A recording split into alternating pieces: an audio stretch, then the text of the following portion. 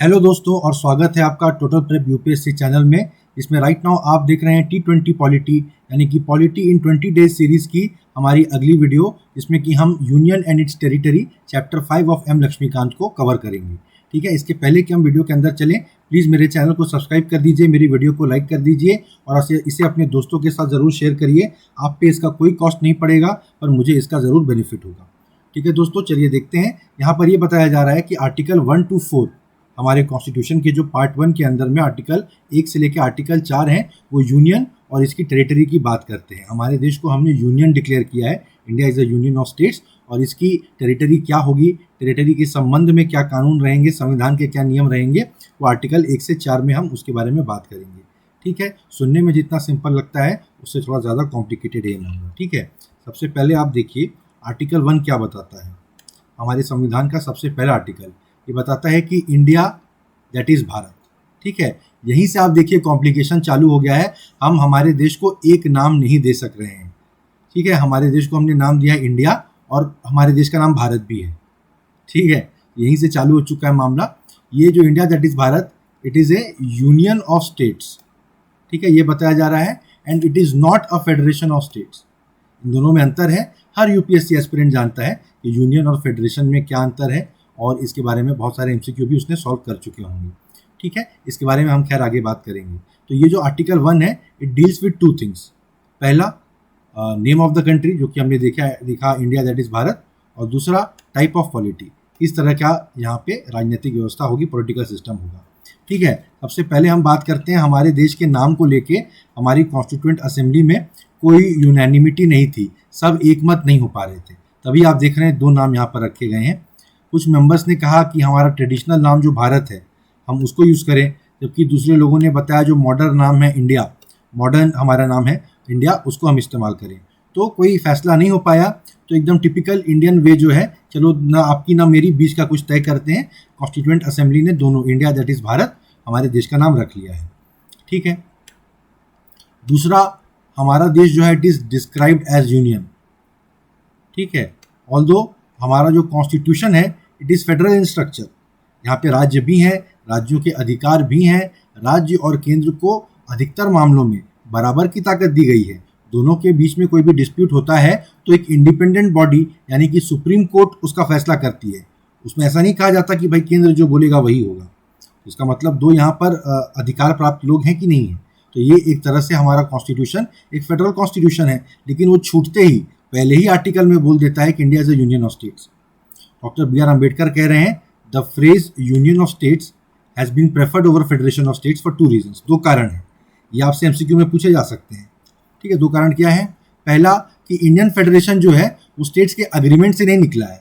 जैसे अमेरिका में क्या हुआ था, 13 कॉलोनीज जो ब्रिटिश कॉलोनीज थी वो साथ में आई और उन्होंने साथ में मिलकर अमेरिका नामक देश बनाया।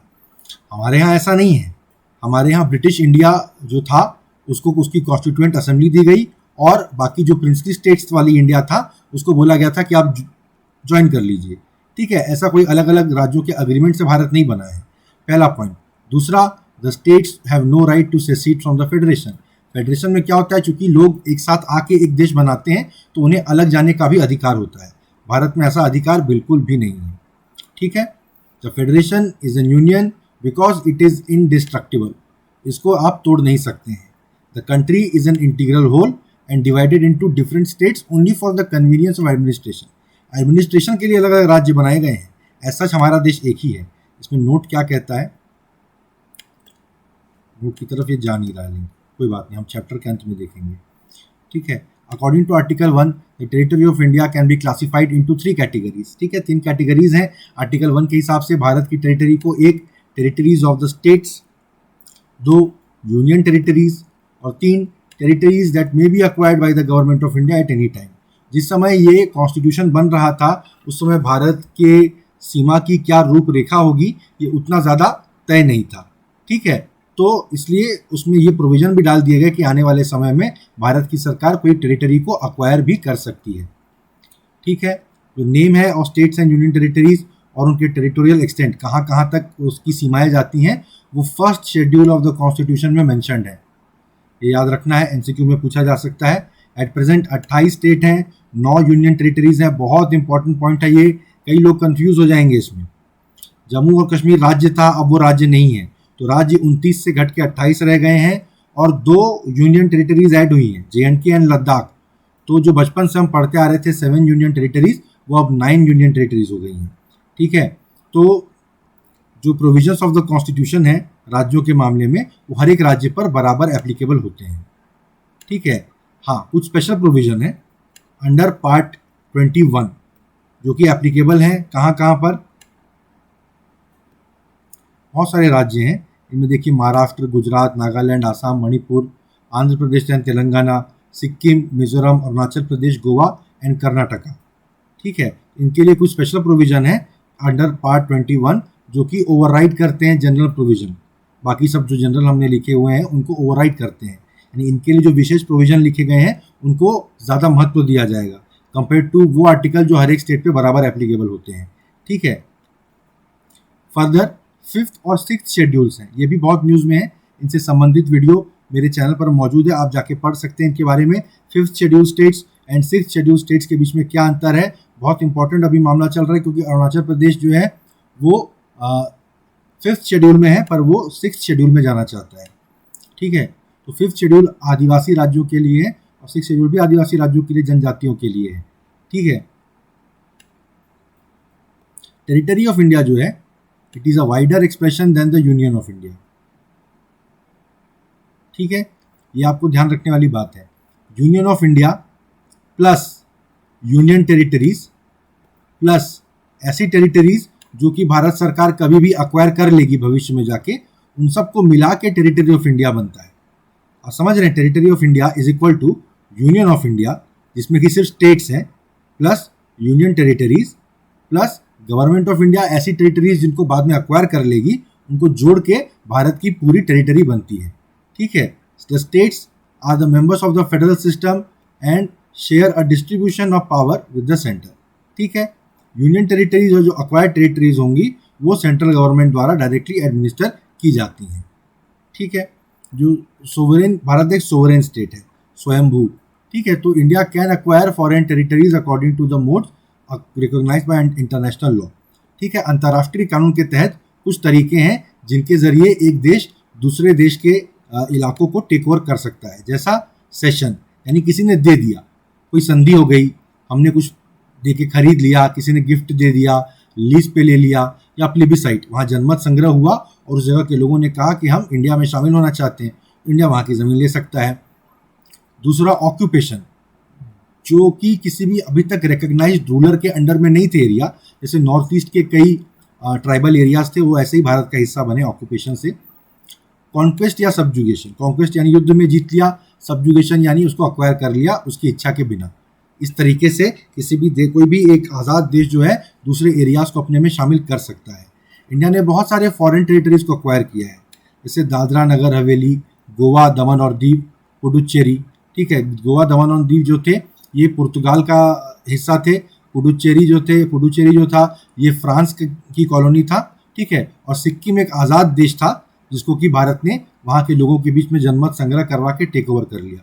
तो कॉन्स्टिट्यूशन बनने के बाद से ये सारे एरिया टेक ओवर किए गए हैं। आपसे एमसीक्यू में पूछा जा सकता है कि कॉन्स्टिट्यूशन बनने के बाद से कौन कौन सा एरिया टेक ओवर किया गया है, तो ये लिस्ट आपके सामने है। ये जो एक्विजिशन ऑफ दिस टेरिटरीज है ये बाद में इस चैप्टर में डिस्कस किया गया है, हम लोग देखेंगे। आर्टिकल 2, अब ये तो बात हुई आर्टिकल 1 की। आर्टिकल 2 क्या करता है, it empowers the parliament to admit into the union of India और एस्टैब्लिश न्यू स्टेट्स। ठीक है, भारत के यूनियन में और भी स्टेट्स को पार्लियामेंट एक्सेप्ट कर सकता है या नया स्टेट क्रिएट कर सकता है।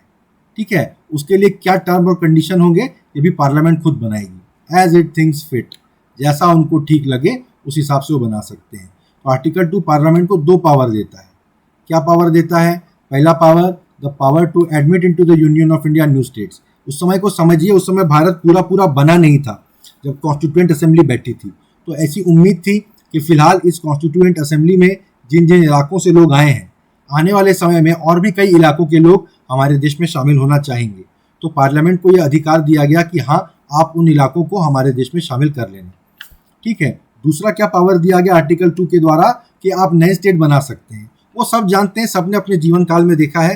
ठीक है, सन 2000 में मध्य प्रदेश, छत्तीसगढ़, उत्तराखंड, नहीं छत्तीसगढ़, उत्तराखंड और झारखंड, ये 3 राज्य बने। फिर उसके बाद तेलंगाना राज्य बना, अभी जम्मू एंड कश्मीर राज्य था, अब वो राज्य से यूनियन टेरिटरी बन गया है। ठीक है, तो इस तरह के पावर पार्लियामेंट के पास है, पार्लियामेंट उन पावर्स को एक्सरसाइज करती है, आप सबने देखा ही है। ठीक है, तो ये आपको याद रखना है, आर्टिकल 2 ये पावर देता है पार्लियामेंट को। Notably article 2 relates to the admission और establishment of new states that are not part of the union of India. अच्छा, ये देखिए, जो अभी हमने झारखंड, छत्तीसगढ़ और तेलंगाना वगैरह की बात की, जो नए स्टेट एग्जिस्टिंग एरिया से बनते हैं, एग्जिस्टिंग स्टेट में से काट के नया स्टेट निकाल दिया, तो वो आर्टिकल 3 के तहत होता है। आर्टिकल 2 के तहत क्या है, दूसरा एरिया जो भारत का हिस्सा नहीं था उसको अपने अपने यहाँ एडमिट कर लिया और एडमिट करके उसके नए राज्य बना दिए। ठीक है, तो वो आर्टिकल 2 के तहत है, और एग्जिस्टिंग राज्यों से काट के नए राज्य बनाना आर्टिकल 3 के तहत है। बहुत ही माइनर पॉइंट था, मैं भी कंफ्यूज हो गया था। देखिए, आपको एग्जाम में कंफ्यूज करने वाला इसका एमसीक्यू दिया जा सकता है। तो article 3 deals with the internal readjustment of the territories of the constituent states of India. ठीक है, इंटरनल रीएडजस्टमेंट आर्टिकल 3 के थ्रू होता है। अब देखते हैं पार्लियामेंट का जो पावर है आर्टिकल 3 के तहत, उसमें क्या कर सकते हैं। Article 3 authorises the parliament to form a new state by separation of territory from any state, or by uniting 2 or more states or part of states, or by uniting any territory to the part of any state। कुल मिला के एक राज्य को जितने तरीके से तोड़ा मरोड़ा काटा पीटा जा सकता है, पार्लियामेंट को पूरा अधिकार है वो करने का। ठीक है, पार्लियामेंट किसी राज्य का एरिया बढ़ा सकती है, किसी राज्य का एरिया घटा सकती है। ठीक है, राज्यों की सीमाओं को चेंज कर सकती है और राज्य के नाम बदल सकती है। ये सारी पावर आर्टिकल 3 के तहत पार्लियामेंट को है, बिल्कुल याद रखने वाली बात है। ठीक है, इसमें बस 2 कंडीशन रखी गई है। पहला कि इस बाबत के इस तरह के चेंज को कॉन्टेम्पलेट करता हुआ जो पार्लियामेंट में बिल लाया जाएगा, वो पहले प्रेसिडेंट अप्रूव करेंगे तभी लाया जाएगा। प्रेसिडेंट को एक तरह से राज्य और केंद्र के बीच में रेफरी के जैसा कॉन्स्टिट्यूएंट असेंबली ने एनविजन किया था, ऐसा विजुअलाइज किया था। क्यों? क्योंकि राष्ट्रपति के चुनाव में राज्यों की विधानसभाएं भी वोट देती हैं, है ना। तो राष्ट्रपति जो है राज्यों के सपोर्ट से पावर में आते हैं। तो कॉन्स्टिट्यूशन का ऐसा मानना है कि राज्यों से संबंधित मामलों के लिए राष्ट्रपति उनके गार्जियन बन के बैठे हैं केंद्र में। तो पहले राष्ट्रपति अप्रूव करेंगे जो भी चेंज को, उसके बाद ही वो पार्लियामेंट में आएगा। जनरली क्या होता है, सरकार बिल पेश करती है, दोनों सदनों से पास हो जाता है। अगर आधे राज्यों से उसको सम्मति लेनी है तो आधे राज्यों से वो सम्मति ली जाती है, और उसके बाद वो बिल प्रेसिडेंट के पास पहुंचता है कि वो हाँ बोलते हैं कि ना बोलते हैं। ना बोलने के लिए भी उनके पास लिमिटेड स्कोप है, उस स्कोप के तहत वो अपने पावर का एक्सरसाइज कर सकते हैं। पर यहाँ ऐसा नहीं है, ध्यान देने वाली बात है, यहाँ पहले प्रेसिडेंट ओके बोलेंगे तभी ये बिल पार्लियामेंट में आएगा। कौन सा बिल? ये जो 5 बातों की हमने बात की कि किसी भी राज्य के साथ 5 तरीके से जो छेड़खानी की जा सकती है, पहले प्रेसिडेंट ओके बोलेंगे तभी वो बिल पार्लियामेंट में आएगा। और दूसरा क्या था, ये रेकमेंड करने के पहले राष्ट्रपति खुद उस राज्य की लेजिस्लेचर को ये मामला एक्सप्रेस करेंगे। ठीक है, बोलेंगे कि वहां पर उस असेंबली को ये मामला रेफर कर देंगे, बोलेंगे कि एक स्पेसिफाइड पीरियड के अंदर, इतने इतने दिनों के अंदर आप लोग डिस्कशन करके बताइए आप क्या सोचते हैं। हालांकि उनके इस ओपिनियन को मानने के लिए राष्ट्रपति बाध्य नहीं है, लेकिन राष्ट्रपति तक उनका ओपिनियन तो पहुंच जाएगा। ठीक है, उसके बाद क्या है कि पार्लियामेंट जो नए स्टेट बनाने का पावर रखती है, it includes the power to form a new state और union territory by uniting a part of any state और union territory to any other state और यूनियन टेरिटरी।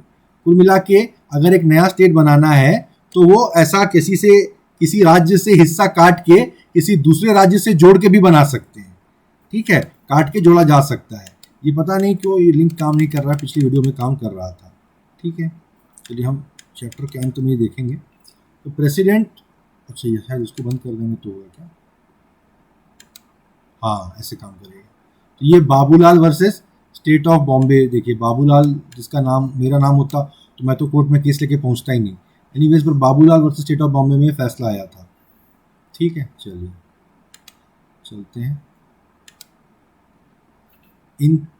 इसके बारे में क्या बात हो रही थी, देखिए, द प्रेसिडेंट और the parliament they are not bound by the views of the state legislature. जैसा कि मैंने बताया, स्टेट लेजिस्लेचर से पूछेंगे, उनकी भी राय ली जाएगी, पर वो जो बोलेंगे वो मानने के लिए न राष्ट्रपति बाध्य है न पार्लियामेंट बाध्य है।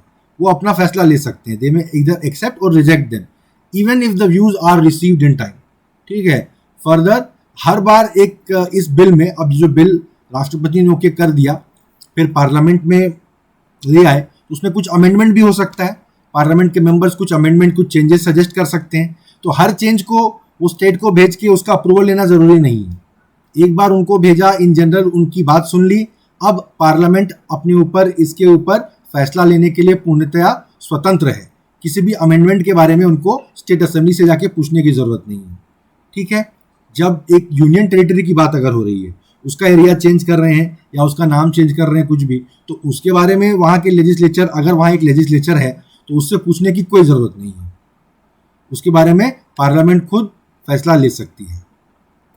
ठीक है। वो तो यूनियन टेरिटरी है, सीधा सीधा केंद्र सरकार के अधीन है। तो अब तक क्लियर हो गया कि कॉन्स्टिट्यूशन ने पार्लियामेंट को ऑथोराइज किया है टू फॉर्म न्यू स्टेट्स और ऑल्टर द एरियाज और ऑल्टर द बाउंड्रीज और change the names of existing states without their consent. उनकी रजामंदी के बावजूद भी पार्लियामेंट ये काम कर सकती है।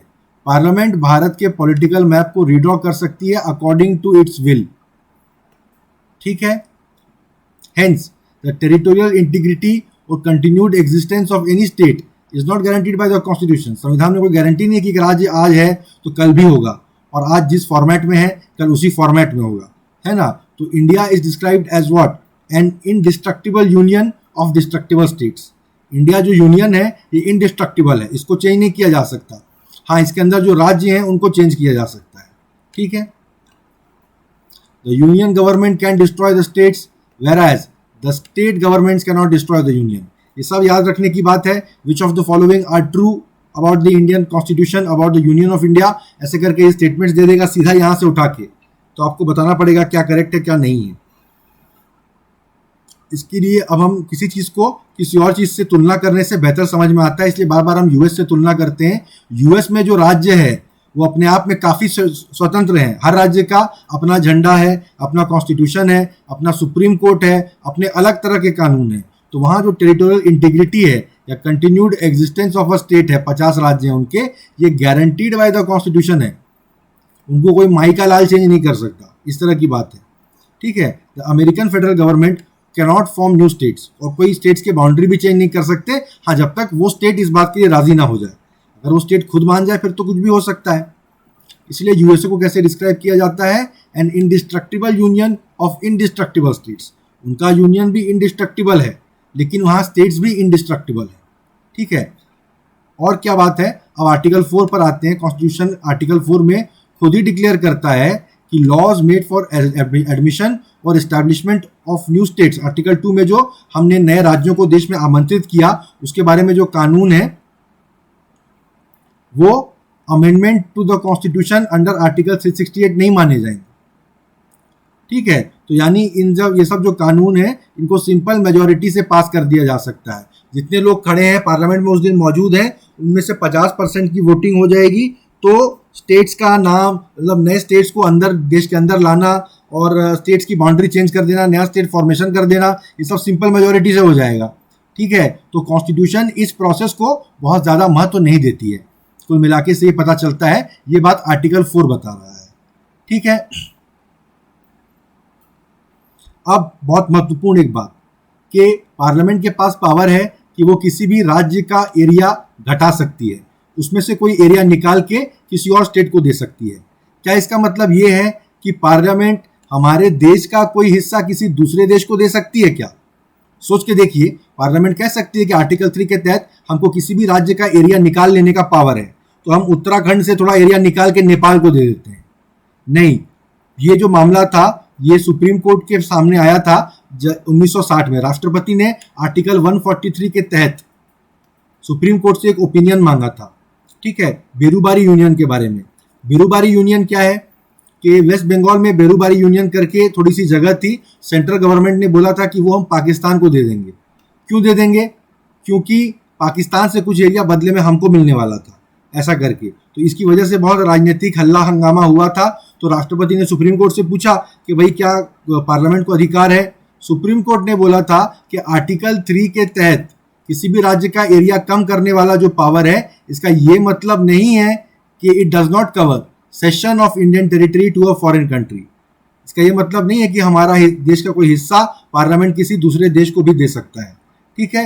इसलिए Indian territory can be ceded to the foreign state. कई बार ऐसी परिस्थितियां हो सकती हैं, कुछ भी हो सकता है कि किसी दूसरे देश को हमारा देश का हिस्सा देना पड़े, लेकिन वो कब हो सकता है? Only by amending the constitution under article 368, ठीक है। इसलिए 9th कॉन्स्टिट्यूशनल अमेंडमेंट 1960 अमेंड किया गया कॉन्स्टिट्यूशन को, बेरूबारी यूनियन वाला जो एरिया था पाकिस्तान को देने के लिए, ठीक है। थैंक यू गाइज, ये थी हमारे इस चैप्टर नंबर 5 के पार्ट 1 की वीडियो, ठीक है। 20 मिनट के ऊपर का वीडियो मैं बनाना नहीं चाहता। आप अभी सुने हैं पूरा चैप्टर, चाहे तो एक बार लक्ष्मीकांत से पन्ने पलट पलट के देख भी लीजिए, एक बार इससे संबंधित एमसीक्यूज भी चाहे तो आप सॉल्व कर लीजिए, ठीक है। हम जस्ट अगले वीडियो में मैं इसी चैप्टर को कंटिन्यू करूंगा, ठीक है। थैंक यू गाइज, प्लीज मेरे चैनल को सब्सक्राइब कर दो, मेरी वीडियो को लाइक कर दो, कमेंट करो, ठीक है। मिलते हैं अगली वीडियो में।